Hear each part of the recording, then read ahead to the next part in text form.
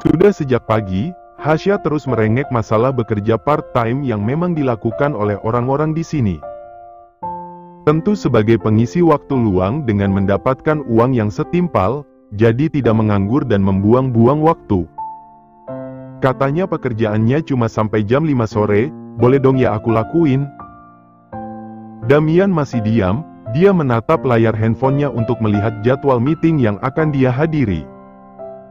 Mengingat kalau Manuel sekarang menjadi manusia malas yang apa-apa selalu menyuruhnya. Ih, kamu dengerin aku dong. Boleh, ucap Damian, mematikan layar handphonenya dan menatap sang istri yang langsung cerah ceria dengan jawabannya. Tapi sebagai asisten aku, lanjutnya, melunturkan senyuman Hasya. Ih, kerjaan yang lain, maksud aku tuh kayak jadi pelayan kafe atau mentikin anggur di kebun atau apalah itu. Damian mengangguk, kamu bisa berkebun di halaman depan, nanti aku belikan bibitnya. Sekalian aku gaji kamu dengan gaji tinggi karena merawat. Bukan itu, Damian jelek. Teriak Hasya kesal. Kerjaan normal maksud aku, kerja sama orang. Bukan kerja sama kamu atau kerja-kerjaan. Damian menghela napas, meletakkan handphonenya di atas meja samping tempat tidur. Dia berjalan ke arah Hasya yang cemberut, tanpa hitungan atau aba-aba malah menggendong istrinya dari depan persis seperti ayah yang sedang menggendong anak perempuannya. Gak mau digendong gini, aku bukan anak kamu. Siapa yang bilang gitu, kamu ini kan ibu anak-anak aku. Hasya mengalihkan pandang, bisa tidak? Giliran dia memaksa begini Damian malah adu gombalan mautnya. Angin berhembus kencang, Hasya saking saltingnya sampai tidak tahu kalau suaminya yang posesif ini membawanya ke arah balkon kamar mereka. Dingin, padahal sebentar lagi summer. Tahu kenapa? Hasya menggeleng, keajaiban Tuhan, cuaca nggak menentu kayak sifat kamu yang kadang A kadang B. Damian tersenyum, mengeratkan pelukannya di tubuh Hasya agar tidak terjatuh. Uang bulanan kamu kurang? Atau ada hal yang bikin kamu nggak betah di mansion? Hasya menggeleng, kalau masalah uang. Mendadak Hasya bisa mandi uang tiap hari karena uang bulanannya yang memang sangat-sangat cukup. Kalau masalah nyaman, Hasya nyaman banget tinggal di sini. Orang-orang menghormatinya, dia mau apa saja dikasih. Damian melirik sekitar, setelahnya dia mendudukkan dirinya di atas kursi dengan Hasya yang ada di pangkuannya. Semuanya cukup, lebih dari yang aku mau dan aku butuhin. Terus kenapa? Kenapa kamu pengen banget kerja? Hasya menghela napas, detik berikutnya dia malah mencium bibir suaminya. Damian tidak berekspresi istri kecilnya akan nakal begini. Aku takut di sini, katanya, setelah membuat jantung Damian hampir keluar sarang. Kamu tahu nggak, setiap aku ke kamar pengen tidur. Lorong yang dilalui menuju kamar selalu bikin aku merinding, apa di sini ada hantunya? Damian tersenyum, di macam remaja baru kenal cinta aja. Jawab dong, kok senyum? Kamu kenapa cium aku? Tanyanya. Kamu aja cium aku nggak pernah protes. Damian terkekeh, meski begitu pertanyaan istrinya tetap dia jawab serius. Ada mata-mata di sini, belum pasti dia diutus siapa. Tapi alasan kenapa aku kasih kamu susu tiap pagi itu untuk menangkal racun yang mungkin saja ada pada makanan yang kamu makan setiap hari. Hasya melotot, wajahnya sudah panik tapi Damian malah mengusap pipinya lembut. Menenangkan dengan caranya sendiri.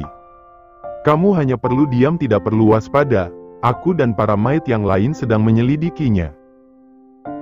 Jangan membuat gerakan atau apapun yang membuatnya tidak nyaman dan berakhir kabur tanpa kita bisa menangkapnya dulu. Ini kita lagi main mafia-mafia gitu? Tanya Hasya, diangguki Damian. Kap. Lagi serius-seriusnya malah diserang ciuman bertubi-tubi, mana ciumannya berintal lagi sampai ngeluarin suara. Tetap bersikap biasa sayang, karena kita nggak tahu apa keinginan penyusup ini. Hasya mengangguk mengerti. Sekarang masih mau kerja di luar? Hasya menggeleng dengan cengirannya yang menggemaskan. Enggak, nanti aku kelewatan drama di mansion ini lagi. Di tempat Dinda. Good girl, kamu banyak belajar ternyata, kekehnya. Gurunya modelan kamu sih. Aku belajar cepat, balas Hasya tertawa. Dinda tersenyum manis, menyiapkan sarapan yang baru saja selesai dia buat di atas meja dapur.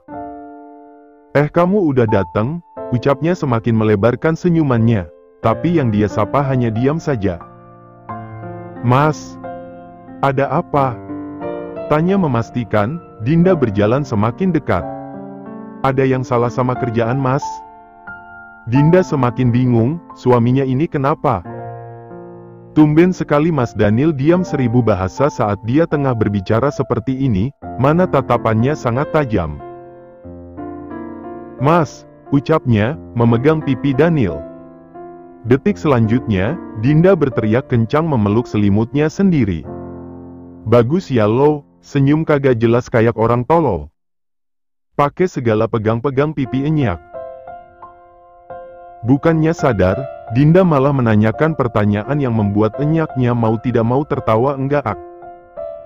Enyak, suami Dinda mana? Ferd. Hahaha. Tawanya meledak. Enyak, Dinda serius. Mana suami Dinda? Enyak jangan usil dong. Suami mata Lopea, lihat sekeliling. Mimpi kok dibawa ke dunia nyata, kikiknya, berjalan keluar dari kamar Dinda. Meninggalkan sang putri yang terbengong menatap kamarnya sendiri. Jadi yang tadi itu mimpi? Tenggelamkan Dinda cepat, sekarang pastinya enyaknya sangat puas menertawakan kebodohannya tadi. Cepetan, Babelo nunggu buat sarapan bareng, ucap enyak, kembali masuk ke kamarnya padahal tadi sudah pergi. Enyak tersenyum, sudah pasti senyumannya mengandung 1000 arti yang untuk Dinda hal yang menyebalkan. Di sisi lain, sosok tampan yang Dinda impikan tengah berlari pagi di jalan komplek rumahnya.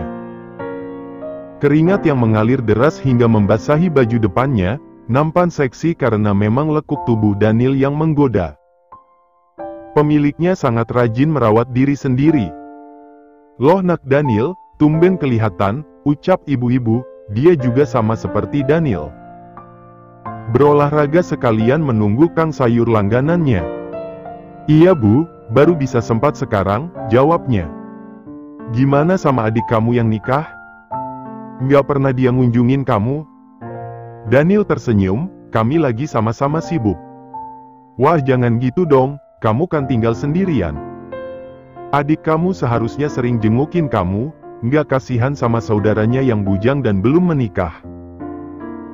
Perasaan Daniel tidak tinggal di desa, tapi kenapa mulut ibu ini seperti secara tidak kasar mengatakan kalau dirinya sudah tua namun belum menikah juga. Tapi tidak apa-apa, pemilih memang begitu.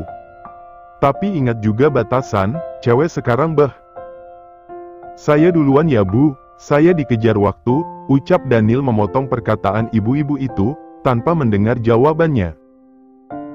Daniel segera berlari kecil untuk menjauh, kupingnya panas mendengar ocehan tidak berfaedah ibu-ibu random. Kasihan.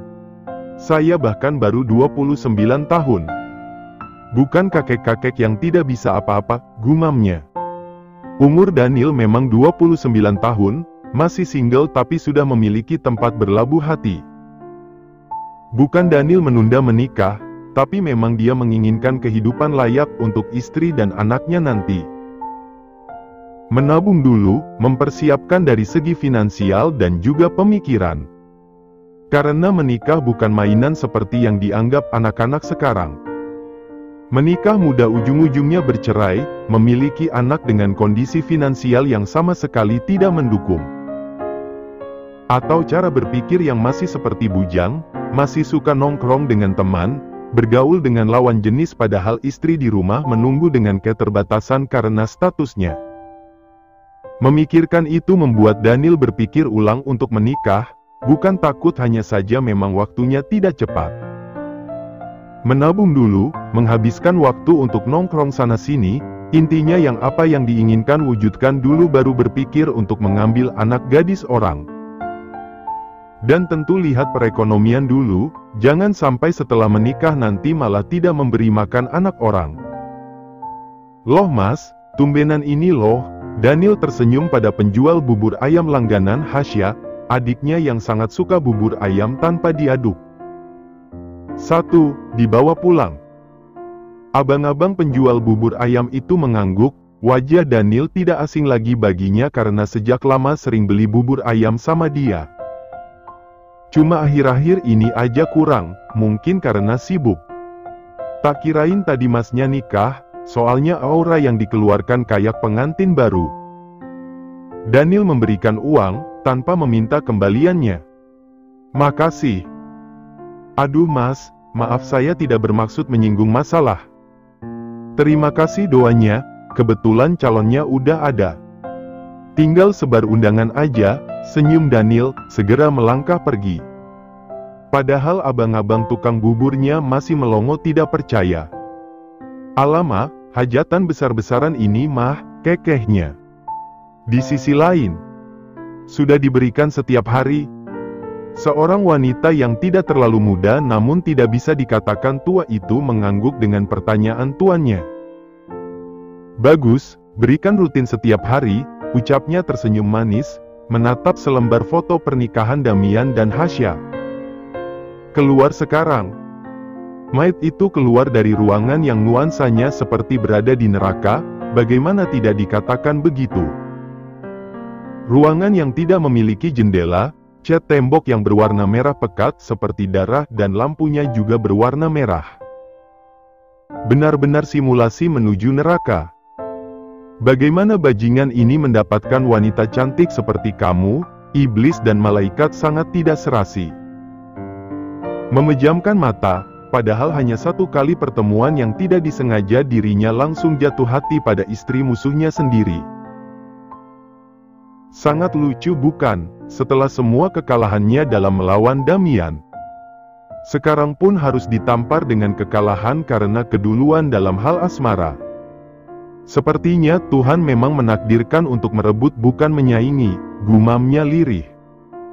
Sementara itu, seisi mansion harus rela tidurnya mendapatkan sedikit gangguan demi sebuah kenyamanan. Ganti yang ini saja, rupanya hampir mirip, ucap satu maid, menatap botol kecil berisi cairan bening seperti air biasa. Kurang ajar sekali, dia menyuruh kita bersekongkol dengannya tapi bayaran kita tidak diberikan. Kedua terus mengeluh, rela mengkhianati majikannya demi segembok uang yang tidak ada harga dirinya sama sekali.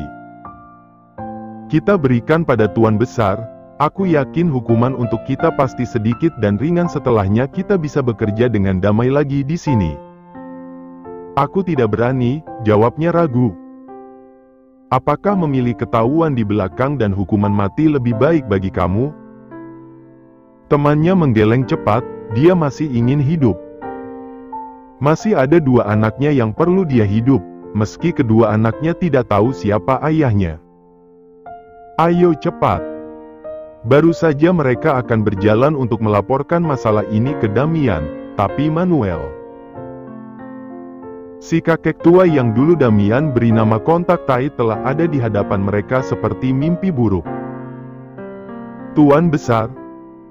Racunnya, ucapnya tersenyum, sangat tenang padahal hatinya ingin meledak ruah.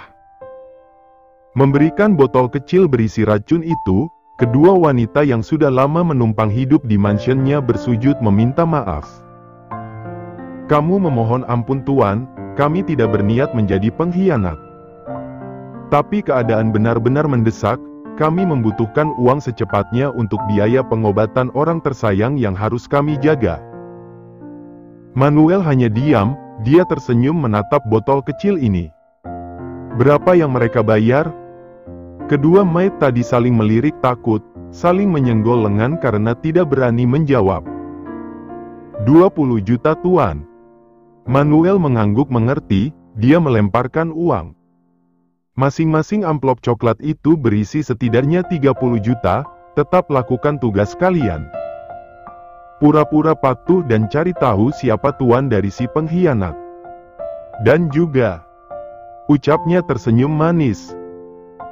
Jangan gunakan alasan keluarga untuk keserakahan kalian. Tidak menurutiku, maka siap-siap mendapatkan hadiah kepala dari kedua anakmu, ayahmu, ibumu ataupun saudaramu. Ucap Manuel tersenyum tapi mampu membuat kedua maid itu menggigil ketakutan. Kembali ke Hasya dan Damian. Mas Daniel mau nikah. Damian hanya mengangguk dengan tangan sibuk di atas keyboard laptopnya. Kamu tahu? Damian mengangguk lagi. Kok bisa? Tanya Hasya lagi. Damian tersenyum manis. Pertanyaan istrinya tidak langsung dia jawab. Pertanyaan tersebut malah dianggurin sampai 10 menit lamanya. Damian menutup laptopnya. Dia menyuruh Hasya mendekat agar bisa dipeluk. Tahu, Karel melapor ke aku dengan suara memohon ya supaya Dinda nggak mau sama Daniel.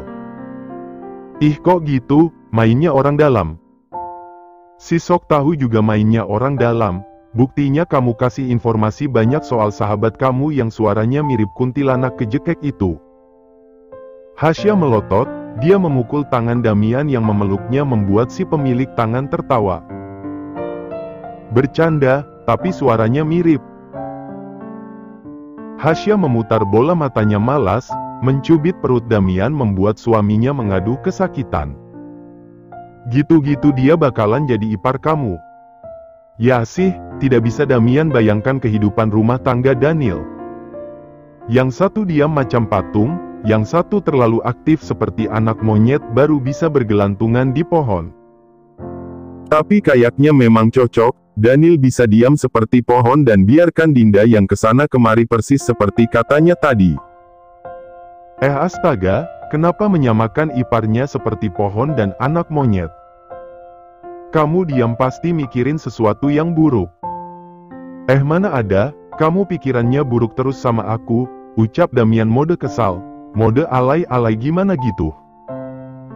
Hasya sudah terbiasa, saking terbiasanya sudah tidak kaget lagi kalau sebentar lagi Damian menangis jika dia menaikkan nada suaranya. Aku kan nanya, ucap lembut meski hatinya mau memakan Damian bulat-bulat. Tapi itu kayak nuduh aku. Hasya menghela napas, memeluk kepala Damian sayang. Sekarang udah jadi ibu dari bayi besar, gimana Hasya mau kepikiran nikah kalau sekarang saja sudah punya bayi yang dikit-dikit ngadu padanya dengan suara manja. Ya salah aku, maaf ya. Mulut aku ini suka gitu kalau lapar.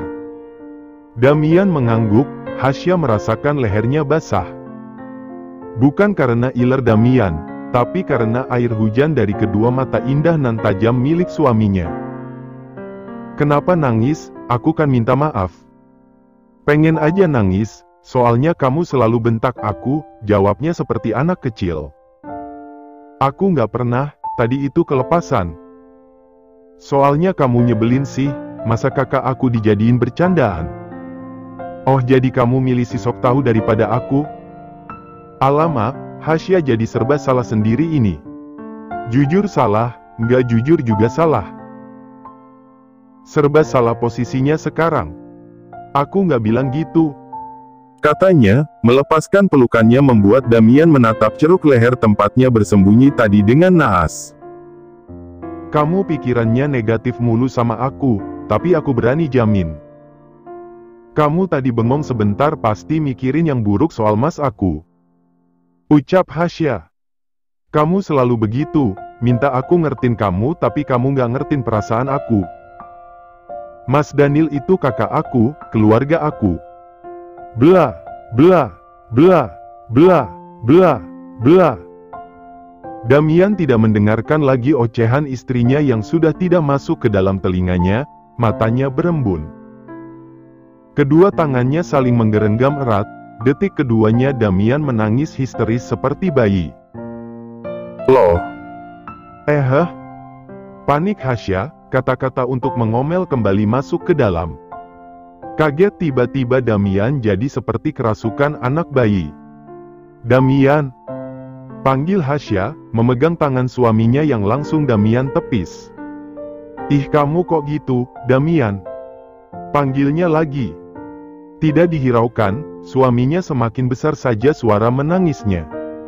Ini Hasya takut kedengaran sampai luar, padahal kamarnya kedap suara. Sayang kenapa sih? Tanyanya, memaksa diri duduk di atas paha Damian dan mengusap lembut pipi basahnya.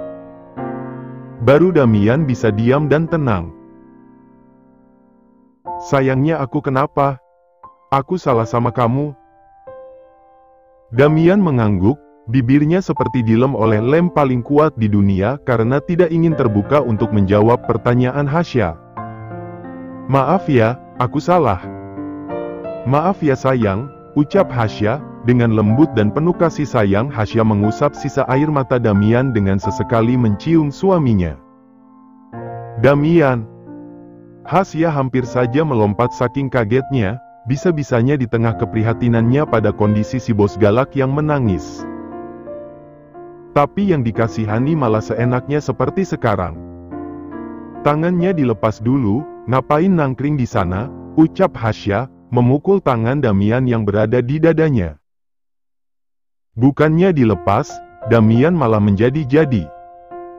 Mau ini, kayak anak bayi. Dipuk-puk juga. Kalau ini baru Hasya ingin kaget sambil kayang, kepikiran dari mana si suaminya minta yang beginian. Astaga, ngelus dada Hasya. Mentang-mentang udah sah. Sayang tapi, oke, Hasya mengalah. Dia biarkan apapun maunya Damian. Mau seperti anak bayi yang dipuk-puk pas lagi disusui ibunya, Hasya turutin asal tidak nangis lagi. Gimana mau punya anak, kamu aja tingkahnya masih seperti bayi 1 tahun. Damian terdiam dibilang bayi, secara tidak langsung dia menggakui kalau dirinya memang bayi di hadapan sang istri. Meski tidak ada ASI, tapi enak juga. Pantas anak bayi suka, kalau gini Damian bisa rebutan sama anaknya nanti.